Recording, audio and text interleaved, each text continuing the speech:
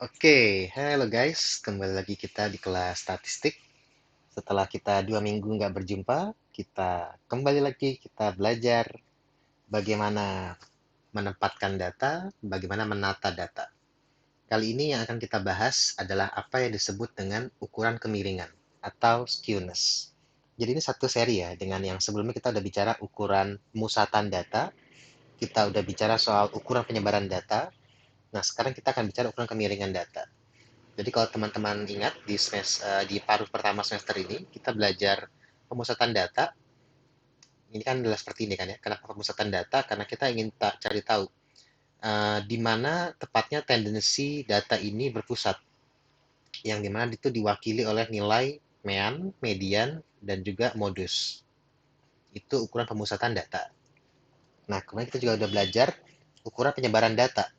Yang dimana kita ingin melihat bagaimana atau berapa jarak antara setiap data dibandingkan dengan apa namanya dengan pusatnya. Jadi yang sel data minus satu sama pusatnya ini berapa jaraknya? Gitu kan. Itu adalah penyebaran data. Seberapa tersebarnya data kita. Nah, kalau di ukuran kemiringan data, kita ingin bicara soal distribusi datanya. Jadi apakah datanya kita ini miring ke kanan, apakah dia simetris, atau dia miring ke, nah kayak gini. Jadi kita ingin mencoba melihat bagaimana sebenarnya dia kalau divisualisasikan, apakah dia lebih miring kemana secara positif atau negatif. Nah, untuk lebih jelasnya lagi, kita akan sama-sama nonton video dari channel YouTube yang bernama Gios Channel. Hai guys, welcome back to Gios Class. Nah, hari ini aku mau membahas tentang salah satu topik yang ada dalam pelajaran statistik, yaitu skewness ya, atau dalam bahasa Indonesianya adalah kemencengan. Aduh, sebenarnya aku lebih suka bahasa Inggrisnya ya, skewness kayaknya lebih enak aja gitu disebutnya ya. Oke, nah kita akan lihat perbedaan dari tiga jenis skewness dari distribusi yang aku punya di sini ya. Oke, nah misalnya ceritanya nih ada nilai matematik ya. Nilai matematik anggaplah ini kelas kelas 1A lah misalnya gitu ya. Ini kelas 1B, ini kelas 1C gitu. Nah, ini nilai anak-anak nilai matematika dari anak-anak kelas 1A. Nah, misalnya kita lihat yang dapat 20 nilainya ada 10 gitu ya. 30 ada 10, 40 ada mungkin 13 gitu ya. 50 ada 20 dan seterusnya ya. Sehingga kita lihat di sini yang paling tinggi, yang paling banyak adalah 70 ya, 40 orang anak gitu. Misalnya. Nah, lalu yang kelas 1B kita lihat yang dapat 20 10, yang dapat 30 misalnya 15, yang dapat 40 20-an gitu ya. Sehingga kita lihat juga yang paling banyak itu adalah dapat 60 ya. Itu ada 40 anak gitu. Nah, ini adalah sebuah histogram ya. Jadi bacanya seperti itu kalau histogram, melihat berapa frekuensinya dari nilai yang ada di sini gitu ya. Nah, lalu di sini misalnya yang dapat 20 kelas 1C ada 40 dan yang paling tinggi yang dapat 40 ya. Lebih dari 40. Nah, yang dapat 90 justru malah sedikit, cuman 10 lebih dikit, 13-an mungkin ya. Nah, kita bisa lihat di sini bahwa untuk kelas 1A itu yang dapat nilai bagusnya itu lebih banyak ya dibanding kelas 1C. Nah, di kelas 1C kita lihat distribusinya itu dia yang dapat nilai jeleknya itu lebih banyak dibanding yang dapat nilai bagusnya. Nah, lalu kalau di kelas 1B dia itu seimbang ya, artinya di tengah-tengah yang nilai yang dapat bagus banyaknya itu di tengah-tengah antara 50 sampai 70, sementara yang dapat jelek banget sedikit, yang dapat bagus banget juga sedikit. Nah, kalau kita bentuk sebuah apa ya, kalau aku tarik garis lah gitu ya, untuk membentuk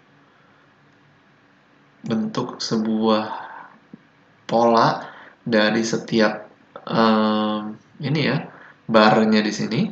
Nah, ini akan membentuk seperti ini.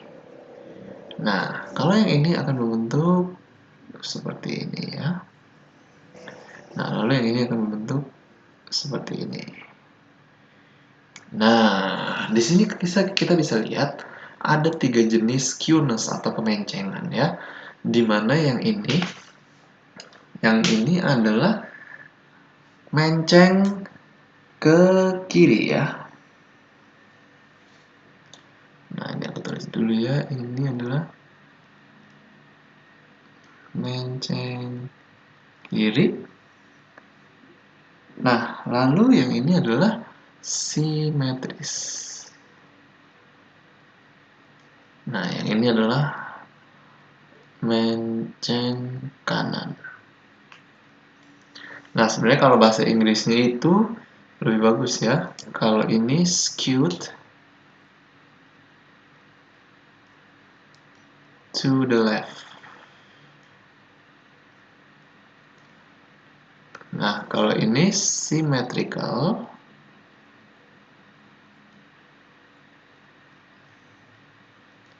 Nah, kalau ini skewed to the right.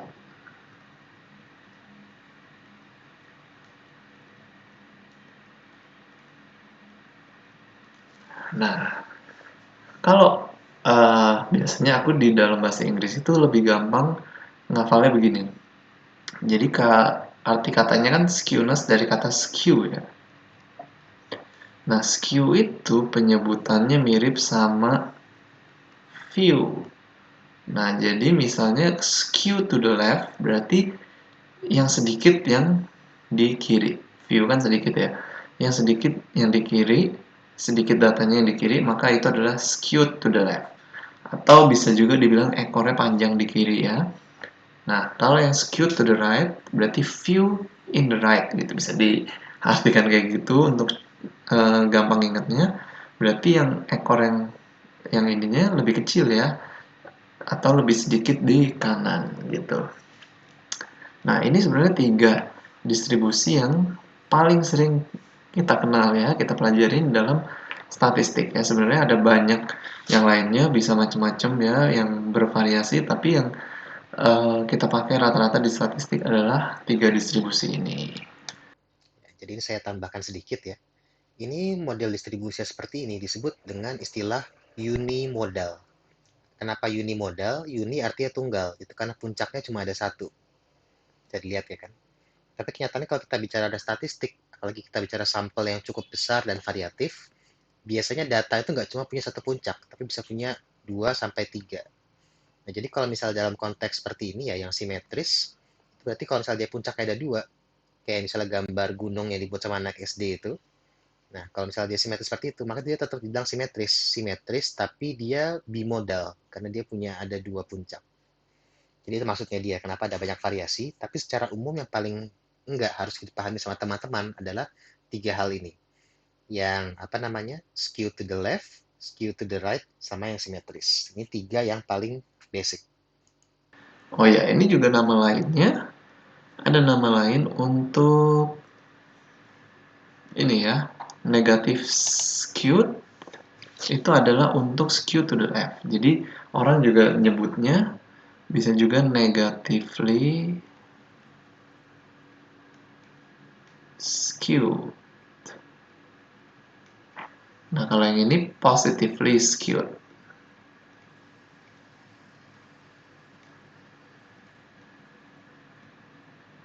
Oke.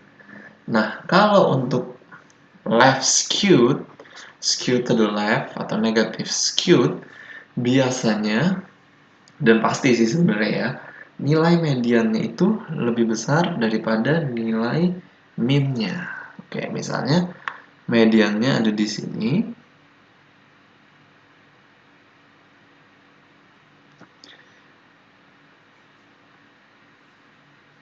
Sorry, ini kurang ke kiri ya sepertinya. Mediannya ada di sini.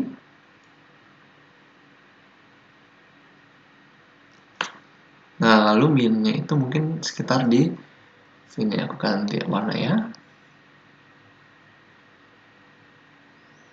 Nah, jadi mediannya di sekitar 60-an. Nah, minnya itu di 50-an. Jadi nilai mediannya lebih besar dari minnya untuk yang skew to the left ya. Kita tulis ya di sini ya. median lebih besar dari mean. Nah, sementara untuk yang simetris, dia nilai median dan mean-nya itu sama. Dia sama-sama di tengah ya.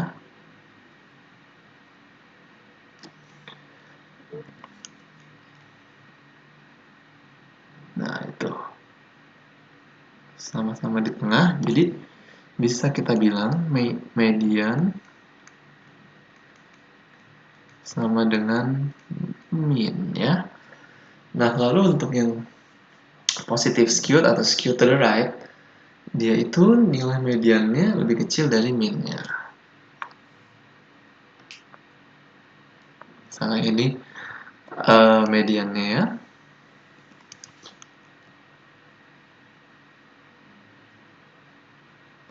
Misalnya sekitar situ. Nah, mean-nya lebih kecil.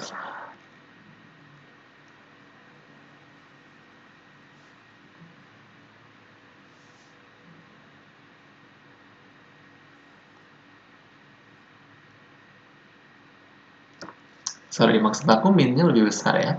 Mean lebih besar dari median.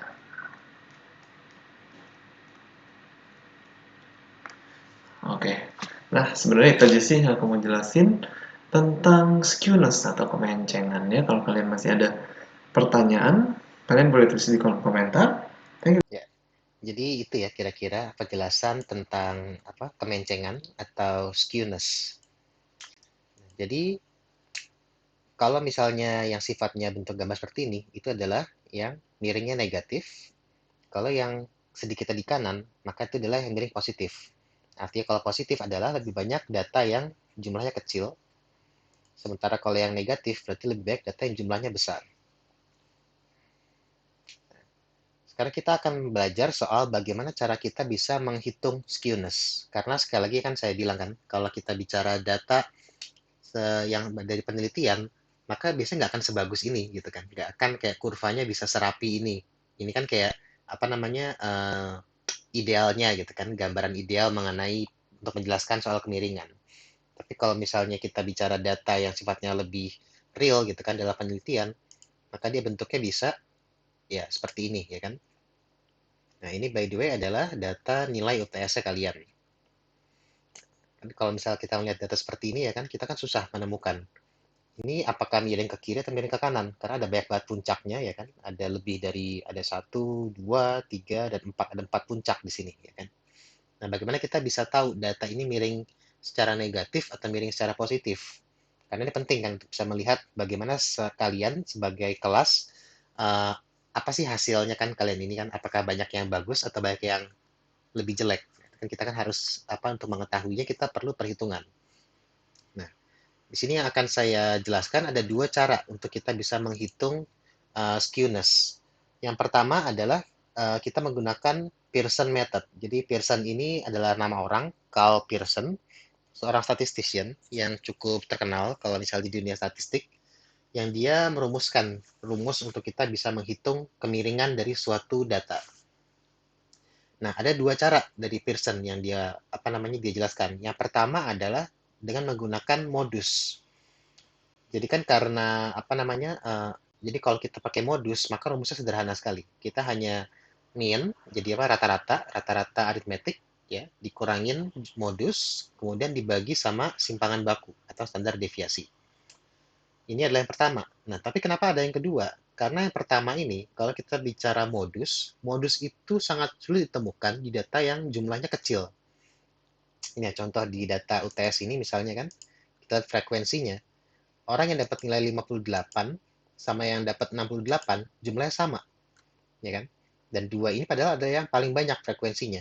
Jadi kan kalau begini kita nggak bisa tahu modusnya mana. Kita kan nggak bisa menentukan apakah modusnya adalah 58 atau 68 karena dua nilai ini sama-sama memiliki frekuensi yang sama sehingga nggak bisa ditemukan modusnya. Nah, jadi dalam ketika kalian datanya jumlah kecil sehingga modus sulit ditemukan, maka kita bisa pakai rumus yang kedua, yaitu berdasarkan median, jadi kemiringan median. Nah, cara menghitungnya adalah mean dikurangin median, kemudian dikali 3 dan dibagi dengan standar deviasi. Nah, itu adalah rumus dari Pearson. Nah, tapi kalau Pearson ini sebenarnya adalah salah satu yang paling sederhana dalam menghitung skewness.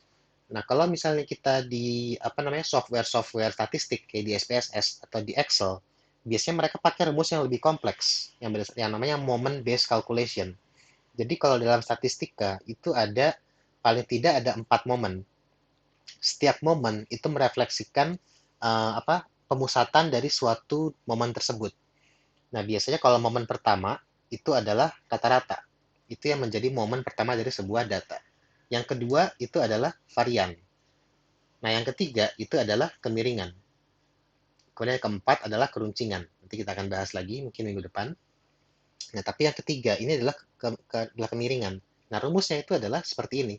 Jadi ini adalah salah satunya kalau kalian perhatikan ini adalah sedikit bagian dari rumusnya menghitung varian dan kemudian dibagi dengan n-1 dan n-2. Tapi intinya adalah sebenarnya rumus ini biasanya jarang dipakai secara manual karena ini adalah rumus software. Jadi kalau misalnya kalian buka Excel, ya, kemudian kalian tuliskan sama dengan skew. Nah, ini ya. Nah, kita pakai sama dengan skew. Ya, SKEW. Nah, kemudian kita ambil data yang kita mau cari kemiringannya. Nah, dia akan langsung menghitung. Berarti dari data teman-teman ini, hasil kemiringannya itu adalah minus 0,7. Nah, artinya ini apa? Ingat, kalau misalnya minus berarti kan dia negatif. Artinya kalau misalnya negatif berarti dia miringnya ke kiri, ya kan? Ke kiri artinya condong lebih banyak yang nilainya di atas rata-rata. Ini adalah hasil perhitungannya. Jadi untuk secara keseluruhan bagi teman-teman, kalau misalnya dilihat dari sini, maka kecenderungannya adalah lebih banyak yang dapat nilai di atas rata-rata. Nah, lebih jauhnya lagi, yang namanya koefisien kemiringan, itu kita lihatnya seperti ini. Antara 0 sampai 1 dan 0 sampai minus 1. Kalau misalnya koefisien kemiringannya itu di bawah 0,5, positif atau negatif, maka itu kurang lebih simetris. Jadi nggak condong ke kanan, nggak condong ke kiri. Nah, tapi kalau misalnya di atas 0,5 sampai 1, baik positif ataupun negatif, ini yang namanya miring moderat, miring menengah. Nah, itu adalah yang tadi kan, data kemiringan koefisien kemiringan di nilai UTS teman-teman adalah 0,7. Berarti miringnya cukup moderat. Moderatnya ke negatif ke sini, ya kan? Nah, kalau di atas 1, ini baru yang namanya highly skewed. Ini yang udah sangat miring banget. Jadi itu untuk bisa menemukan kemiringan, bagaimana kita bisa mengetahui apa sih artinya ini. Jadi ini bisa diterapkan baik untuk juga menghitung Pearson maupun yang moment based calculation ini. Oke, jadi demikian untuk kelas hari ini. Nanti silakan mengerjakan soal latihan di bawah untuk mendapatkan absen. Terima kasih atas kehadirannya. Sampai jumpa minggu depan.